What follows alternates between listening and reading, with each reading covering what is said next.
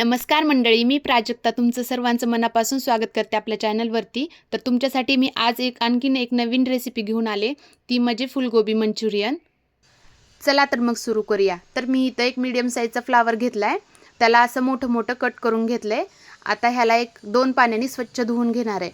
आता गॅसवरती कढई ठेवून त्यामध्ये 3 ग्लास पाणी टाकून 1 मोठा चमचा मीठ टाकायचं आणि हे सगळं फ्लावर त्यामध्ये टाकून ह्याला चमच्याने व्यवस्थित हलवून घ्यायचं.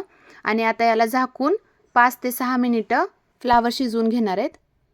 नंतर फ्लावरमधलं सगळं पाणी काढून घ्यायचं. इथं मी 1 कांदा, लसूण, मिरची आणि अद्रक हे सगळं बारीक कट करून घेतले. इथं अर्धी वाटी कॉर्नफ्लोअर, 1 वाटी मैदा आणि चवीपुरतं मीठ टाकून त्यामध्ये पाणी टाकून व्यवस्थित ते मिक्स करून घ्यायचं. जास्त पाणी टाकायचं नाही, आपल्याला हे जास्त घट्टही करायचं नाही आहे आणि जास्त पातळ पण नाही, म्हणून थोडं थोडं करून पाणी टाकायचं. यामध्ये आपण मीठ पण थोडंसंच टाकायचं, कारण आपण फ्लावर शिजताना पण त्यामध्ये मीठ टाकलं होतं, त्यामुळे त्या हिशोबाने तुम्ही अंदाजे मीठ टाकू शकता. मला ते थोडंसं घट्ट वाटत होतं म्हणून मी थोडंसं पाणी ॲड केले. आता सगळा शिजवून घेतलेला फ्लावर ह्यामध्ये आपण टाकायचा आणि ह्याला चमच्याने व्यवस्थित सगळं मिक्स करून घ्यायचं. सगळ्या फ्लावरला ते मिश्रण व्यवस्थित लागलं पाहिजे, त्यामुळे छान ह्याला असं मिक्स करून घ्यायचं. आता हे सगळं व्यवस्थित मिक्स करून झालं की इकडं गॅसवरती तेल गरम करायला ठेवायचं. मोठ्या गॅसवरती तेल कडकडीत गरम झाल्यानंतरच आपण हा फ्लावर त्यामध्ये टाकायचा. त्यामुळं काय होतं, फ्लावर क्रिस्पी बनतो, मऊ पडत नाही तो. आता फ्लावर टाकल्यानंतर ह्याला 30-40 सेकंदानंतर थोडंसं असं हलवून घ्यायचं, कारण ते एकमेकाला चिटकतात.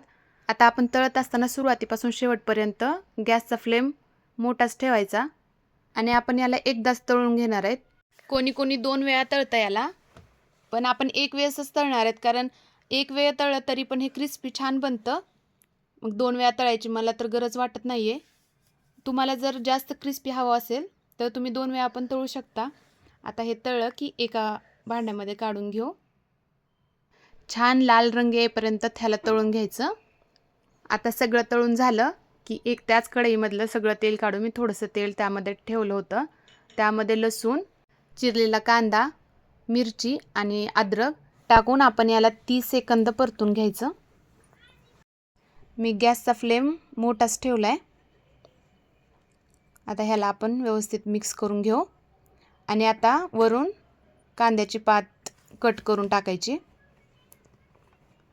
आता हे तळलं की त्यामध्ये 1 चमचा सोया सॉस आणि 1 चमचा रेड चिली सॉस टाकला आहे. आता याला सगळं मिक्स करून छान 1 मिनिटभर परतू द्यायचं. तुम्हाला जर माझे व्हिडिओ आवडत असतील तर आपल्या चॅनलला नक्की सबस्क्राईब करा. आता ते मिनिटभर परतून झालं की यामध्ये मी 2 चमचे टोमॅटो केचप टाकते. आता ह्याला पण छान मिक्स करून 1 मिनिटभर परतून घ्यायचं. खरंच सांगते, अप्रतिम लागतं हे, तुम्ही नक्की ट्राय करून बघा. तुम्हाला यामध्ये आणखी भाज्या ॲड करायच्या असतील तर तुम्ही करू शकता. तुम्हाला आवडत असेल तर यामध्ये शिमला मिरची पण ॲड करू शकता. आता इथं मी 1 चमचा कॉर्नफ्लोअर त्यामध्ये पाणी टाकून व्यवस्थित पाणी मिक्स करून त्यामध्ये टाकले. आता त्यामध्ये चवीपुरतं मीठ टाकायचं आणि ह्याला 2-3 मिनटं छान शिजू द्यायचं. आमच्या घरामध्ये ह्या रेसिपीचं खरंच खूप कौतुक करतात आणि खूप आवडीनं खातात. प्रत्येक वेळेस मग मी ह्या फ्लावरची भाजी करण्याऐवजी मी जास्त तर हेच बनवत असते. आता हे शिजलं की यामध्ये आपण फ्लावर टाकून घेऊ. तळून घेतलेला सगळा फ्लावर ह्यामध्ये टाकायचा आणि सगळं मिक्स करून घ्यायचं. हे बनवताना तर वाटतं की खूप सारं बनले, पण नंतर सगळेजण खायला बसले की कितीही जरी खाल्लं तरी मन भरत नाही, एवढं छान लागतं हे. आता हे व्यवस्थित मिक्स करून झालं की गॅसचा फ्लेम बंद करायचा. आपण जास्त वेळ आपण ह्याला नंतर शिजवणार नाहीत आणि हे गरम गरम खाल्लं तर भारी लागतं, नाही तर नंतर मग मऊ पडतं, मग ते एवढं छान लागत नाही. तर तुम्ही गरम गरमच खा, एकदम भारी लागतं. थोडीशी वरून कोथिंबीर टाकायची.